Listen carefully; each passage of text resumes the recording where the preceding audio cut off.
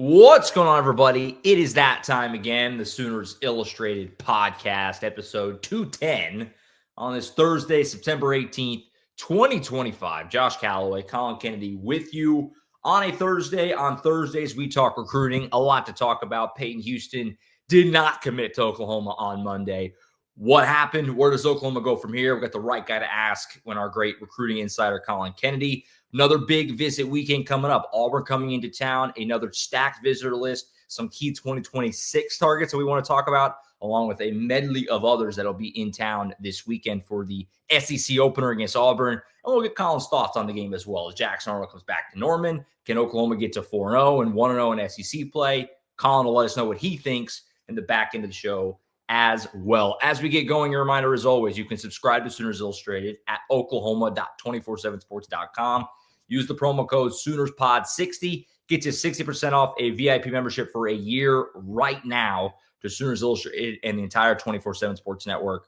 Obviously, phenomenal value there. You just use that promo code, all one word if you're listening on pod, SoonersPod60, 60% off a year subscription to Sooners Illustrated. And again, the entire 24/7 Sports Network. So you be sure to use that promo code and be a part of the ride with us. Fun season so far and still a whole lot left to go as we move into the back end of September, October. The SEC grind just getting started. It's going to be a fun season, has been already, and a lot more to come. So jump in with us at Sooners Illustrated. I've realized there's no graceful way to do this. Like every time I do it and I look at myself in the camera, it's right in front of you. Like an idiot.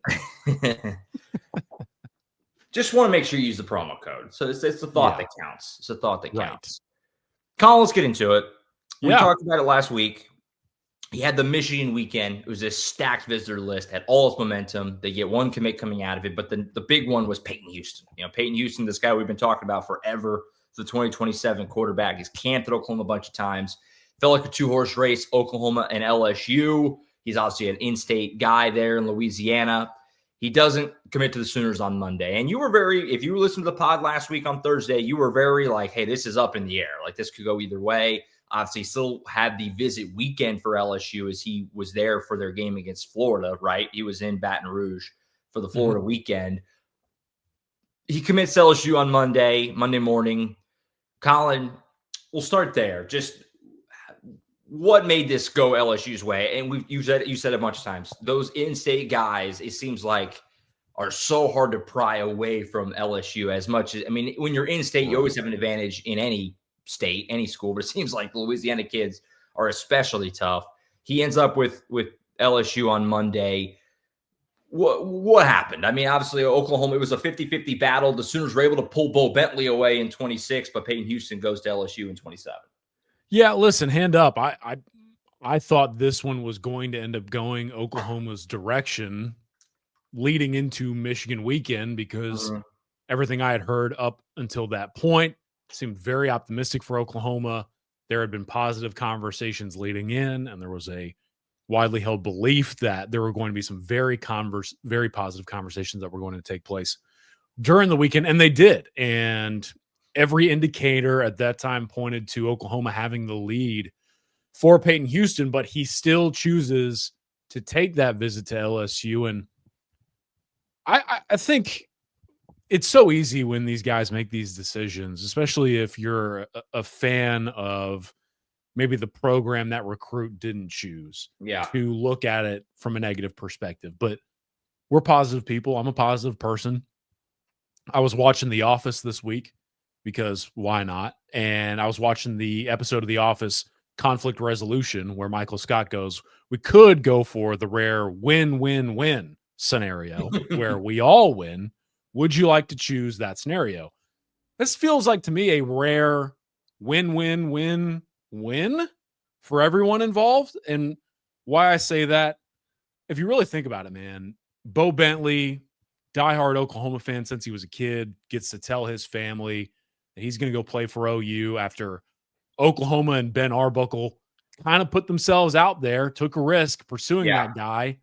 They get that partnership done, a dream scenario for everybody involved in 2026. And off the heels of that, similar vein, Peyton Houston, a state of Louisiana guy who's probably dreamed most of his life of playing at a place like LSU, gets to stay home and play for the in-state Tigers, and the Tigers get one of the top in-state quarterbacks to kind of help be the face of that class. And as we know, strengthening those bonds within the state of Louisiana, priority number one for LSU. Yeah. LSU, in my opinion, now pretty much cemented themselves having the best home field advantage in all of recruiting at this point. I always felt like maybe Arkansas had a argument, but man, LSU continues to uphold the belief that if you're going to go after a guy in the state of Louisiana and that recruit is being pursued by LSU, it's not looking good for you. And that's kind of the way that this one played out. He had a great experience in Norman for the Michigan game, and every piece of intel that I had gathered, Mike Roach had gathered, Tom Loy had gathered, indicated, hey man, like Oklahoma's in closing territory. But the moment you step foot on campus in Baton Rouge as a state of Louisiana recruit, that can change a lot. And that atmosphere for that home game against Florida for the Tigers certainly did. Tip of the cap to LSU, big win for them. Oklahoma still kind of has its guy in 2026. I think everyone was kind of aware of all these different dynamics. And yes, you can see, OU beats LSU for Bo or LSU beats Oklahoma for Peyton. I think all the cards kind of fell where they needed to, and everyone kind of got the end result they preferred. No doubt. It's tough just because when we talk about it many times with Peyton, that he's been kind of OU's guy for a long time, multiple OCs. We talked about that. So it kind of stinks in that regard, and it felt positive for a long time. Like this is Oklahoma's dude in 2027. Right. But like you said, it's hard to go pull a guy out of state. He was there for that night game against Florida, which, I caught a little bit of the game, in Philadelphia last weekend. It seemed like I'm assuming LSU night game Florida, like it was probably a phenomenal atmosphere. Obviously, they won the game. Hasn't been amazing offensively so far, but nevertheless, like LSU, they have it rock. I mean, they're right at the top of the polls right now. That's a program that has a lot of momentum and a lot of belief. It was a hard battle, and it just kind of, it goes to the in-state team with the Tigers.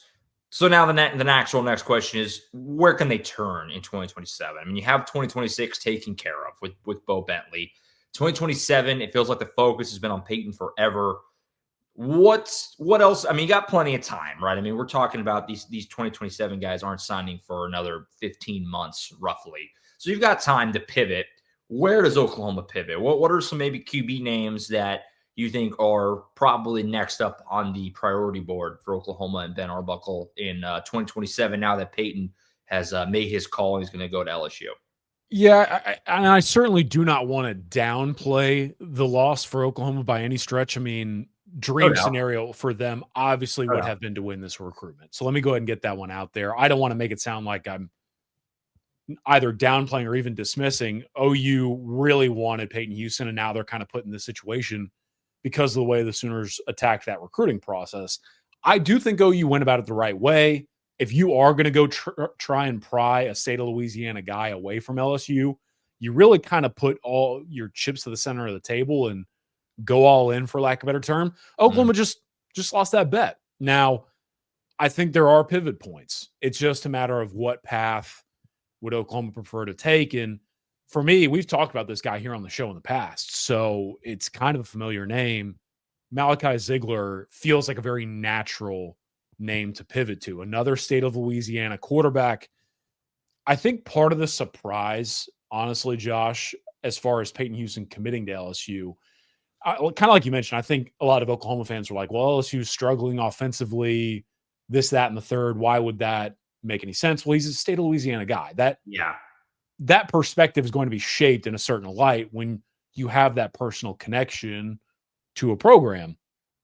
I don't think that much matters. These state of Louisiana quarterbacks that we've talked about going on, 2 years, they all view LSU in a certain way. The thing is Peyton Houston committed at a time where LSU had 4 others in 2027 of the quarterback position on campus. So it was kind of like, whoa, I mean, impressive. Elijah Haven, the number 1 recruit in the country from the state of Louisiana, in Baton Rouge, he was there. Peyton Houston took one of those spots. Colton Nussmeier was there. A couple other guys.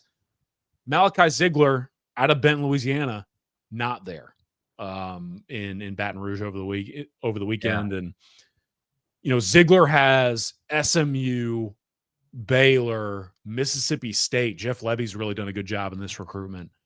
And I think Oklahoma has monitored him for a long time. We've talked about it in the past. OU picked up communication. At one point, he visited in the spring, if I remember correctly, either the spring or the summer. There was also talk of him coming on campus for a in-person workout for one of OU's camps. Yeah. That didn't end up coming to fruition. So it kind of put everything on hold, but also Peyton Houston shows up. Naturally, the Sooners at that time are going, well, you're our guy. Let's kind of reiterate this relationship moving forward. If Ziegler had shown up in Norman over the summer, I think we're all going, this is a layup. But he didn't.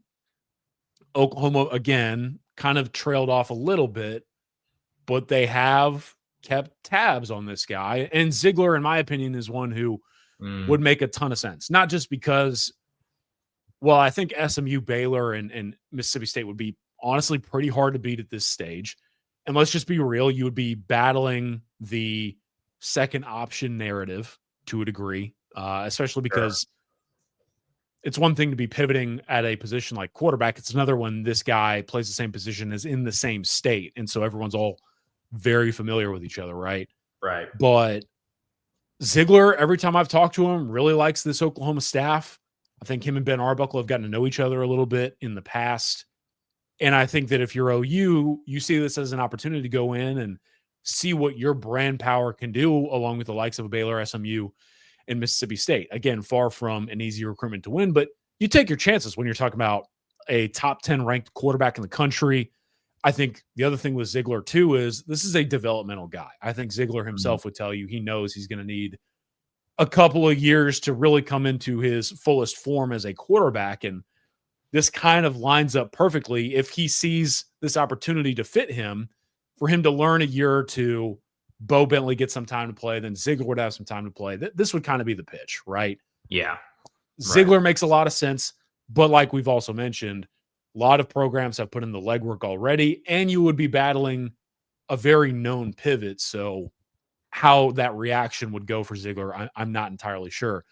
He's one that makes sense, and that there has been some groundwork put in by Oklahoma in the past. A guy that I kind of like as another option is Hank Hendricks out of Fayetteville, Arkansas. I'm not saying that there's been all that much contact or anything here. I'm just looking at this guy and saying, okay, 4-star recruit, number 177 in the country. Yeah. Oklahoma has had success recruiting the state of Arkansas over the past couple of years. Could they go into the state and do it again, especially at a time when the Razorbacks, just being an example, there's a lot of fluctuation there, maybe some unknowns. Would OU see an opportunity there? I don't know. There are a couple others that come to mind for me, but maybe lower ranked guys that OU could kind of take to maybe place a bet on, if you will. I don't know that I'm going to lob those names out right now, but Ziegler seems like the most sensible option. Hank Hendricks to me is just kind of a fun name to know. I even talked about that guy last night with somebody not related to Oklahoma staff, just someone out in the college football landscape, and people like him as a quarterback. There are other options, and we'll see what the Sooners choose to do. And plenty of time. Like we said, plenty of time. Yeah. That's the nice thing here. Even if this happened, after the season, you would be like, it's all, a little tight to try and flip this around. We're in September of the year before, right? Junior year for these guys. So definitely still time. I'm really intrigued in just how the quarterback dominoes are going to fall here for Oklahoma. Because, obviously right now, John Mateer is literally the betting favorite for the Heisman. If he is one and done, is it Michael Hawkins next year? Is it Bo Bentley right away? Like, it's and then what does that do for the 27 guy, right? There's the next few years could kind of play out a few different ways, and kind of how this all ends up shaking out, So it's that's for Ben Arbuckle to figure out. Obviously, they're in great shape right now. They like what they have currently and what they have coming and all that, but you got to kind of figure it out, move the chess pieces around, and that's part of the calculus with this 2027 kid. That's why you say, like with Ziegler, probably willing to wait around a little bit. That seems like a nice thing, like you said, but we'll see. We'll see how it all shakes out in due time. So Peyton Houston, LSU, and we'll keep an eye on the quarterback recruitment. Obviously, always a big topic in each class as we move through the rest of the season and into the offseason, obviously going into next year. Shifting over to the weekend ahead. We talked about it going into Michigan weekend. It was a massive visitor list. This weekend, another really good one. Still some 2026 guys that are on the table here. I know that, obviously there's a lot of kind of shifting the focus to the next cycle, but Oklahoma is still looking at 26 guys that they could add into the boat before, obviously, these guys sign in December. Let's stick with another Louisiana guy first. We'll do a couple 2026 guys, then I'll kind of open the floor for you on kind of a roundup of some other names that are going to be in town this weekend. Starting with Brayden Allen, another wide receiver. We talked a lot about this position in 2026. Obviously, they added Xavier Okafulaweze a couple of weeks ago to go with Daniel Odom. Brayden Allen is going to be in town this weekend. He's, again, I mentioned another Louisiana product. He's actually committed to Tulane right now, has been for a couple of months, committed right in the middle of July. 3-star prospect from Lafayette, Louisiana. Collin, the player, and then also, what are the chances of a flip here? Obviously, you would think that if Oklahoma comes after you and he's in town and they only have 2 receivers in the class, that this should be something that they could get done if they want to get it done. Where does Oklahoma sit as they try to flip Brayden Allen away from Tulane and get him into the boat here in 2026? Yeah, mid-high 3-star talent, really good football player. Oklahoma likes this guy a lot, but Tulane, really good job of identification and pursuit. The Green Wave are rolling too right now on the field, which I do think helps their odds of potentially retaining this commitment. But Brayden Allen has really seen his recruitment reach a new level. This guy is now being pursued by the likes of not just Oklahoma, but Colorado, Ole Miss, if I remember correctly, a few others hovering here. And he's making sure that due diligence is done so that he knows he's making the right decision. I think between the official visit, which will take place this weekend, will be an OV for him in Norman. And then I believe he's slated to take an OV to Colorado later this month. We're going to see how this goes. I personally would keep a close eye on this if you're Oklahoma, because I think OU has been pressing harder than anybody for the flip. I think that Emmett Jones has made it abundantly clear to Brayden Allen that he's arguably their highest remaining target, at least from an offensive skill perspective that's out there. And I think that Brayden Allen sees an opportunity to potentially play for a blue blood program in the SEC and be part of an offense that is budding, that's emerging in the college football landscape. And we've mentioned it in the past. Again, it's hard to pull these state of Louisiana guys from state of Louisiana schools, but you do like the fact you're not battling LSU too. So that's something. And then I just think Brayden Allen's been really receptive to Oklahoma's message. I think he's really interested in what he's getting ready to see in Norman. So depending on the way this OV goes, could I see potentially some things accelerating? Yeah, I think not only does Brayden Allen have that level of interest, but I also think Oklahoma's preparing to make it abundantly clear they want him not only in this class, but they want him in the class like now. So I think Brayden Allen is going to be a fascinating follow going to Auburn weekend. I'm sure that he's going to watch Oklahoma fans create that atmosphere this weekend, and it's probably going to be an environment he hasn't necessarily seen a bunch of in the past. And we'll see if Colorado gets him on campus, because I think if Oklahoma can control it, the Sooners are going to try and make sure he leaves Norman as a committed prospect. Yeah, that wide receiver, it's been a heavily discussed position in 2026. And, it feels like if they could get Brayden Allen in the boat, pretty good landing on their feet, all things considered. Good trio. They retained Odom when that didn't look great for a little while. And also you get Okafulaweze late, and now you possibly flip an Allen, after a couple other guys didn't work out, like Davian Gross and some of these other dudes that we talked about over the summer. Not bad, for Emmett Jones to kind of flip things around. And you're off to a good start in 2027 with DeZern. We talked about him last week. So, kind of feel like Emmett Jones maybe finding, after kind of an unfortunate year with all the injuries last year and then, some misses or whatever, like it's kind of almost like re-stabilizing right now at that position for Emmett Jones and Oklahoma. So Brayden Allen, a big name to watch this weekend. Another 2026 guy I wanted to get your thoughts on is Jacob Curry, composite 4-star safety from, I'm hoping I don't butcher the hometown here, Ponte Vedra Beach. I may have destroyed that. I don't know. In Florida. Like I said, composite 4-star prospect. He just had a top 4 recently, earlier this week. That was Ohio State, Auburn, Baylor, and Oklahoma. He'll be taking his OV to Norman this weekend for this game. Obviously, the point of intrigue there is the fact that Auburn is in his top 4, and that's obviously who Oklahoma's playing this weekend. Collin, talk about Jacob Curry a little bit and where Oklahoma sits here for this 2026 safety that they try to maybe get into the boat here late in the cycle. Yeah, former Northwestern commit that Oklahoma got involved in the recruitment, and then it suddenly felt like, oh, this kind of changes a lot for me, and yeah, I think Oklahoma has been pressing. I think Auburn, like you mentioned, is a primary presence in this recruitment. Ohio State offered all of 2 days ago, and the Buckeyes are already heavily in the mix. And then Baylor, Dave Aranda, that defense is obviously very attractive for hybrid linebacker safety types. Him being that defensive mind and kind of that developer at times of those flex backers. It's an appealing place. And Baylor, from a relational perspective, works as hard as anybody. So really interesting top 4. And like you mentioned, he'll watch 2 of them play this weekend. Right. This will be an official visit as well.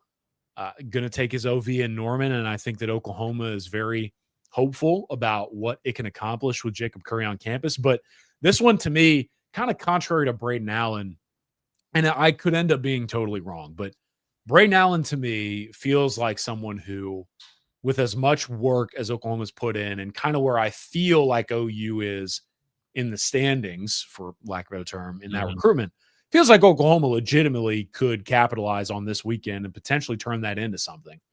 I think the way that Jacob Curry's recruitment has played out recently, I mean, this guy commits to Northwestern.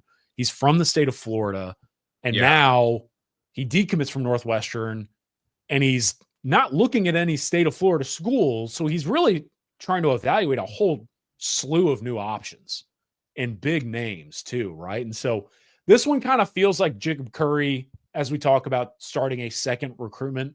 Wouldn't be surprised if this kind of starts a couple of chapters in that second recruitment. So I could see him continuing to explore his options out of his time in Norman. But I think Oklahoma could do some really interesting things with this in-person exposure point.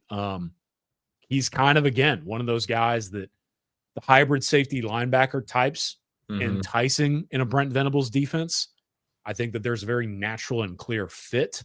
I think that they're going to be able to pitch him on doing a lot of different things schematically and capitalizing on his skill set to elevate his name and brand as a player. And we'll see how receptive he is to that message. But Jacob Curry's OV in Norman this weekend, very interesting. And this feels like one of the very few remaining defensive targets left on the board in 26.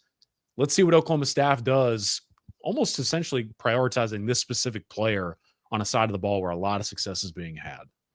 Yeah, it feels like, I mean, this is obviously a position that Oklahoma's recruited really well. And, you know, it feels like these guys who, like you just said, are kind of like that linebacker can hybrid, that cheetah. It just seems like Oklahoma has such a huge leg up for these types of guys because of the way that they can use them. And you look at what guys like Reggie Powers is doing right now, and, you know, Michael Boganowski, and obviously the freak of natures like Kendall Daniels. But, you know, it's a position that I imagine if you're that kind of player in high school, that kind of tweener, it would be extremely enticing. We've seen that. We've seen that play out in the last couple of cycles. So another name to watch there with Jacob Curry, who will be in town this weekend in 2026.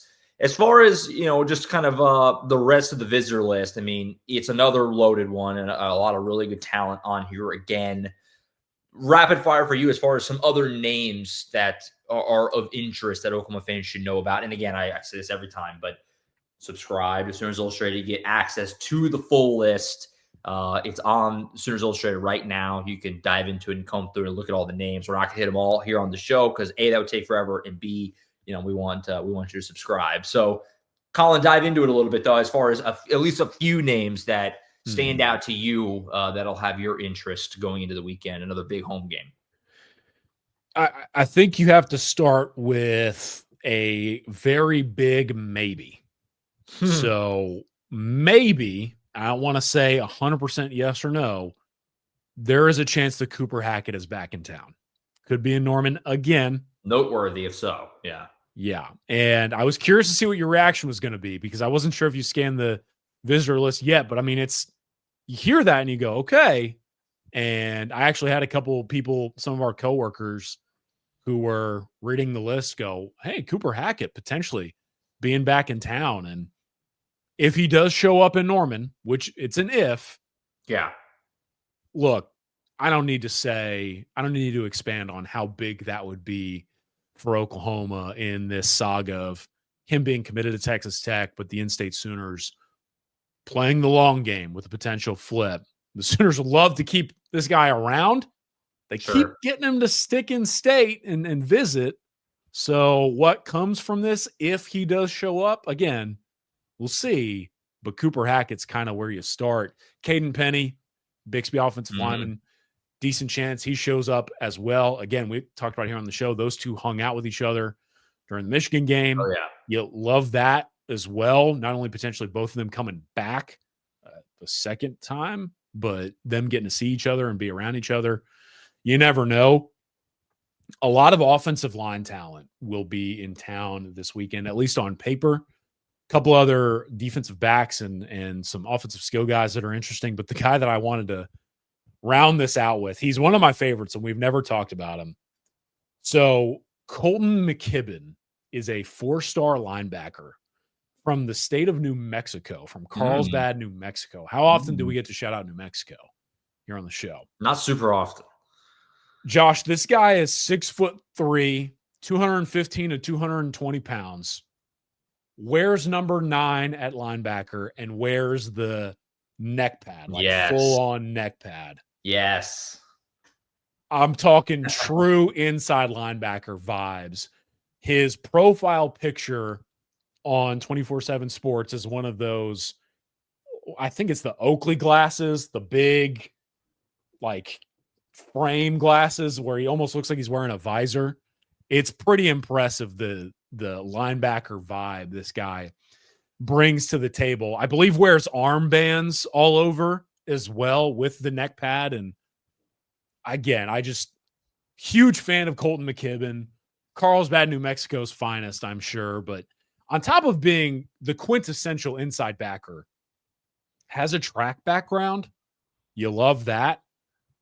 Very productive player on the football field, even as a younger player. And I think that this is one to me where you show this guy a good time in Norman, you showcase the linebacker play within the system. He just feels like a Brent Venables guy. And I think a lot of folks who pull up the profile right now and see him and maybe watch the tape are like, this is kind of a Brent Venables linebacker, man. So get like James Skalski around Colton McKibben. Yeah. That feels like a layup partnership. We'll see what comes from this visit, but he's one I wanted to highlight on the show. Just a Brent Venables style linebacker potentially going to be in Norman this weekend. Yeah, I pulled up the profile. Yeah, I'm getting some definite Danny Stutzman vibes off the photo. Obviously, I haven't seen the kid play, but off the photo, that's a look right there. That he looks like he's ready to go, no doubt. So some fun names to note there. And again, the full list is over on Sooners Illustrated. You want to peruse that, see you guys will be in town. Another big weekend, obviously. And this is, again, we've mentioned it kind of in passing over the last couple of years.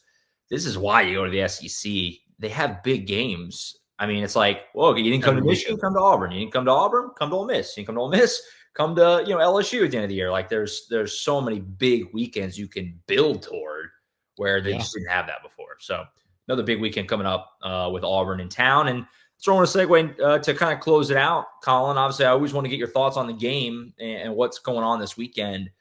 Obviously, just an incredibly fascinating game for a bunch of reasons. The top, of course, being Jackson Earl making his return to Norman this weekend, and Oklahoma facing off with their former quarterback. Not something that happens all the time, obviously. It's becoming a little more common in college football these days with the portal. We just saw it last week with Darian Mensah. Tulane, Duke. Like, it does happen from time to time now, but still it's noteworthy when it does. So Jackson comes to Norman this weekend. Oklahoma, Auburn. Obviously, these two played an epic game last year. We'll have the full game preview with James, Tom, myself on Friday afternoon. But do you want to get your thoughts here, Collin, in terms of just kind of what you're going to be watching for this weekend as Oklahoma and Auburn face off, and Jackson Arnold comes back to Owen Field. Here we go. It's going to be a fun matchup to watch unfold on Saturday. Yeah, I know it sounds weird to say, but without diving into too many of the storylines, you guys are going to do that on the game preview pod. So make sure folks out there tune into that. I just feel like this is a game that sets up for us to learn a lot about this Oklahoma football team. I think that while there's the obvious of beginning SEC play with this new look team, seems to be a really good group, got a chance to potentially start on a little bit of a roll here. You've got Jackson Arnold coming to Norman, that whole dynamic. But I also kind of think that the Michigan game to me was a totally different atmosphere and in status and situation. Mm-hmm. I think Auburn's coming in, and this is a game similar to Oklahoma. This is a game for the Auburn Tigers where there is a lot going on, and there's kind of a lot on the line. I mean, it feels like this is going to be a game where Auburn comes in with a chip on the shoulder. Jackson Arnold going to be looking for revenge. But Hugh Freeze, I think, is a primary layer to this. This is a offensive-minded guy, a guru, if you will, who the last time he played against Brent Venables, watched his quarterback throw a game-winning pick six at home. And since then, Hugh has been in the spotlight for a lot of not so great reasons out there at Auburn. What a win would do for him in this setting would be significant. This Auburn team has revamped itself. These wide receivers are itching to go make big plays. And I just think Auburn is kind of coming in with a lot going on. And while there is stuff that adds storylines for Oklahoma, OU is going to get Auburn's best shot on Saturday. And how this team responds while starting SEC play in an emotional atmosphere against an emotionally charged team, I think is going to teach us something. And I thought some really appropriate and kind of profound words by Brent Venables after the Temple win was a mature win. And it feels like this is a game to really showcase the maturity of this football team, how they handle yet another very emotionally charged atmosphere. If you handle it well, I think that honestly, the health is a thing, but it sets up for Oklahoma to potentially go out and play well. And if the Sooners do, I think they have a great shot to go 1-0 at the start of SEC play. What's the pick? What's the pick for you? How do you think this thing actually shakes out on Saturday when we get there and they kick it off? I actually wouldn't be surprised if this is kind of a lower scoring affair. I am not overly high on Auburn's secondary, but I do like the Auburn defensive front and that defensive line. Obviously, the Oklahoma offensive line is going to be a massive question mark. But then the offensive line for Auburn is a little bit revamped. But I do think this sets up well for Oklahoma's defensive line to set the tone yet again. I honestly kind of feel like going in, this one comes down to who sets up the passing game better than the other. Like, we know both of these teams can run the ball to a degree, but Auburn has not necessarily excelled by any stretch in the passing game, but they have the talent to go do so with those receivers. And then if Jackson Arnold can get clicking and settle into the environment, Auburn suddenly looks like a very different football team if the passing game is flowing, right? Feeding off of that run game that's already very well established. But on the other side, this Auburn secondary, if they are threatened and that Auburn defensive line can't get home and John Mateer is able to spread the ball around effectively, this feels like a very advantageous setting for Oklahoma if the offense is taking a fully layered approach. So I think that whoever honestly kind of settles into the passing game specifically has a real shot to go win. They don't, not going to be shocked by a lower scoring affair. But if they do, and I'm looking at the Sooners specifically, I'm going to go ahead and say Oklahoma wins 27-17. Going to be a fun game. I'm excited for this one.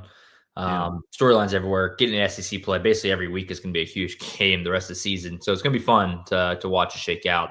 And we'll have the game preview on Friday. James, Tom, myself, Friday afternoon. and we'll lay it all out, kind of dive into all the storylines and everything we're going to be watching for this weekend. Kind of a little bonus topic on the way out, because it affects you more than anyone. Obviously, I'm sure most people saw yesterday, our own Matt Zenitz at 24/7 and CBS reporting as well that the spring transfer portal window is dead. It didn't really make sense to lead the show with it or anything, but we got a little time. I wanted to throw it in there for you. No more spring portal window. It's going to be one portal window now. It seems like that was something that just makes more sense, frankly, and something that I think everyone has kind of been hoping and asking for, especially after some of the fiascos of last year and the whole post-spring just mayhem that is. One portal window moving forward. Just a quick thought from you there and how you think that might change things a little bit in the winter window, which is the only window now.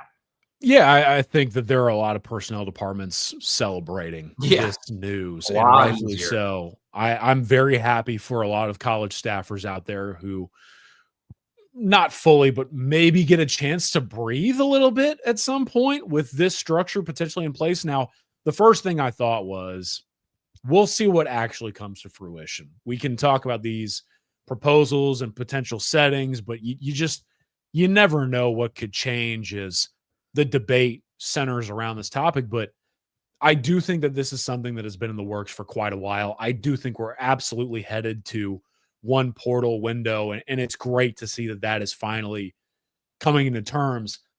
I really want to kind of see if we really settle into the timing. I've heard that that's still somewhat up in the air, and I think that is a key component to this process. I mean, the talks you hear from college staffs of some of these college football playoff teams having to lose players to the portal while they're on playoff runs is dumb. And then they're trying to figure out who they need to go pursue in the portal while prepping for meaningful games. I just don't think that we can follow that model or continue to follow it in college sports. The winter window is hectic as it is. And I guess the processes of all this stuff is going to be interesting for me. But I'm just glad that we're finally getting to a world where there is a portal window, because that's the way it should be. That's the way that we should be structuring this to help not only the players, but these coaches and staffs. And the fact that we're getting even closer to it it's kind of a relief. Maybe this means I get to take a vacation as well, which is kind of sick. I mean, it's the way the other sports are, and for all intents and purposes, when you get to spring ball, that's kind of the start of the new year, right? And so it was always kind of ridiculous that, that when you get to spring ball, that should be your team, right? I mean, that should be your team. So it makes more sense to do it this way. And that was one of the top changes. I got asked on a show this summer, how do you fix the portal? And I was like, I don't know if you totally can, but first thing I do is get rid of the spring window. It's ridiculous. It's silly.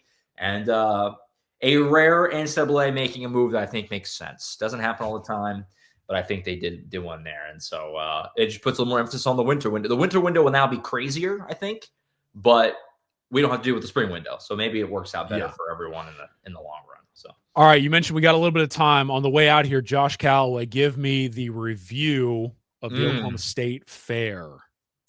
Went to the Oklahoma State Fair last night. Yeah. Chicken, bacon, ranch, grilled cheese. It was as good as it sounds. It was fantastic. Some fried buffalo dip. You dip it in ranch, buffalo chicken dip. Yeah. Very, very good. Obviously, for my friends in Oklahoma, everyone knows the cinnamon rolls are always tremendous. Nitro ice cream, tremendous. My wife's a big fan of the cheese on stick. Always very solid. Hard to beat that. That's like a fastball. It's just run the football, cheese on a stick. We had a time. I'm feeling it today. My stomach's literally gurgling right now as we're recording this. I'm still feeling a little bit from last night. And the beauty of the way the calendar falls is that I get to, kind of do it again in a few weeks when I go down to Dallas for the Texas State Fair. So for the Texas game. So we'll do it again in a few weeks, but I got to recover a little bit. But A+ from the good folks at the Oklahoma State Fair, as always. You not only got me craving State Fair food from the state of Texas Fair here in a little bit, you got me ready to go to lunch. So that is a great way to get us out of here. But yeah, I'm starving. It sounds good. I'm hoping I could stop by the Oklahoma State Fair at some point. I'm going up to Tulsa next week. So I'm maybe make a run through, because I'm curious about this chicken bacon ranch grilled cheese. Yeah, I can't remember when it ends. And then the Tulsa State Fair, obviously. I can't remember if it's after or before. It's obviously the same thing. It just the operation just moves. So I can't remember if it's already happened or if it's next. But you might want to look into that, because you might have it a little more localized up there in the state of Tulsa's fair. I will have to attend the Tulsa State Fair. Yeah, of course. I think that's it. We'll be back, James, Tom, myself, on Friday tomorrow afternoon, to set the stage for this game, Oklahoma and Auburn, coming up on Saturday. And obviously full coverage from Norman all day long coming up on Saturday as well. But that's it for now. Collin and I will be back next week to wrap up all the latest on the recruiting side of things coming out of this weekend, how these visits went. And obviously we'll dive into some more stuff as well on the bye week next week. We have some kind of big picture topics that we've kind of held off on because we've been in game mode, that I think we can kind of sift through a little bit more next week on the bye. So going to be a good show next Thursday. You won't want to miss Collin and I next week. That's it for now, though. For Collin Kennedy, I'm Josh Callaway signing off. We'll see you next time right back here, as always, on Sooners Illustrated.